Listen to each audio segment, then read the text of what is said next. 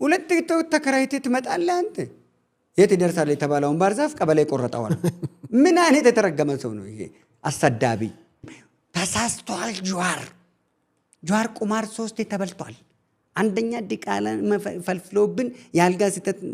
ያልጋ ሲተቶቹ ፈልፍሎብን ለሐጂ ላይ ጥሎባ ሄዳ ጊዜ የስንቱን ትዳር አፈራርሶ ነው ሄዳ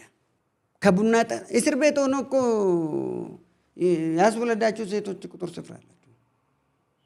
ጾመኛ ነኝ ብሎ የመግብ አድማ ብሎ እኮ ጩኮና እርጎ ነው ሲጠጣ የነበረ እንጀራን ነው የጾመ እንጂ እኮ ጩኮን አልጾመም